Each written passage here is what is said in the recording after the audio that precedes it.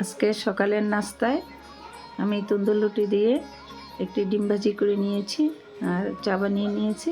সাধারণ সিম্পল আজকে নাস্তা করে নিব। সকালে বেশি কিছু খেতে মন চায় না, তাই একটু হালকা পাতলা নাস্তা করে নিলাম। এবার আপনাদের সাথে আমি চিকেনের একটি রেসিপি আমি শেয়ার করব। চিকেন কষা, পাকিস্তানি চিকেন কষা।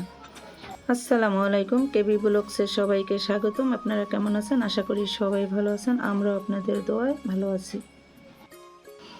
আজকে দেখুন আমি কিভাবে চিকেন কষা তৈরি করি। পাকিস্তানি চিকেন কষার জন্য আমি প্রথমে চিকেনটা তেলে আমি একটু ভেজে নিচ্ছি। পেঁয়াজ, গোটা গরম মশলা, তেজপাতা, আদা রসুন বাটা, টমেটো দিয়ে আমি ভালোভাবে চিকেনটা ভেজে নেব।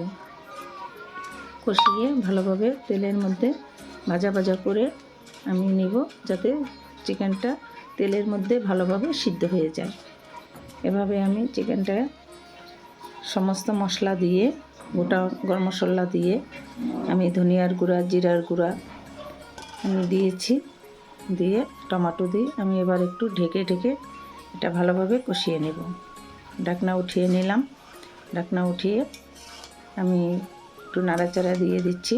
পেঁয়াজটা মজে গেছে, সমস্ত মশলা চিকেনের সাথে মিক্স হয়ে গেছে। আমি আদা রসুন বাটা, জিরা বাটা, ধনিয়া জিরার গুঁড়া সমস্ত কিছু দিয়ে আমি ভালোভাবে কষিয়ে নিচ্ছি টমেটো দিয়ে।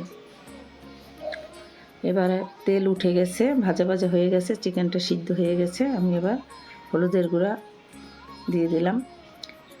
এই চিকেন কষার ভিতর অল্প পরিমাণে হলুদ মরিচের গুঁড়া দিতে হবে, তাহলে চিকেনটা খেতে অনেক মজা হয়। কাঁচামরিচ দিয়েছি, আমি মরিচের গুঁড়া দিয়ে দিলাম। মরিচের গুঁড়া দিয়ে একটু নাড়াচাড়া দিয়ে দিব। মরিচের গুঁড়া দিয়ে নাড়াচাড়া দিয়ে মরিচটা মিক্স করে নিলাম। ভালোভাবে মিক্স করে নাড়াচাড়া দিয়ে নিলাম। এবার আমি ধনিয়ার গুঁড়া, জিরার গুঁড়া দিয়ে দিলাম। একসাথে মিক্স করা ধনিয়া জিরার গুঁড়া আমি দিয়ে দিলাম। দিয়ে ভালোভাবে একটু মিক্স করে কষিয়ে নিব।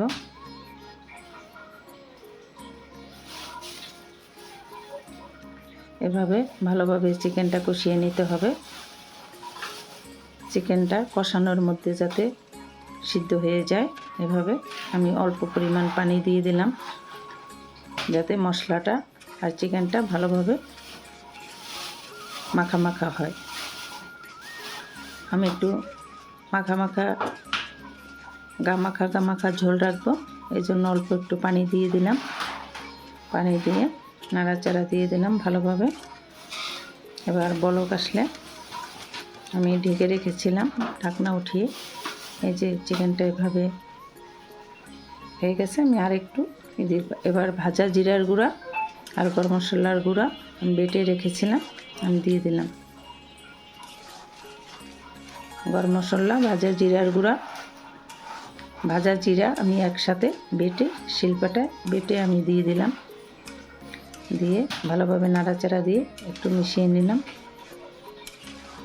আর কিছুক্ষণ আমি চুলায় ফুটিয়ে নিই। আমার ভিডিওটি যদি আপনাদের কোনো অংশ ভালো লেগে থাকে, লাইক করবেন, শেয়ার করবেন, আমার চ্যানেলটি সাবস্ক্রাইব করে আমার পাশে থাকবেন। আপনাদের অনেক অনেক ধন্যবাদ আমার ভিডিওটি দেখার জন্য। আল্লাহ হাফেজ।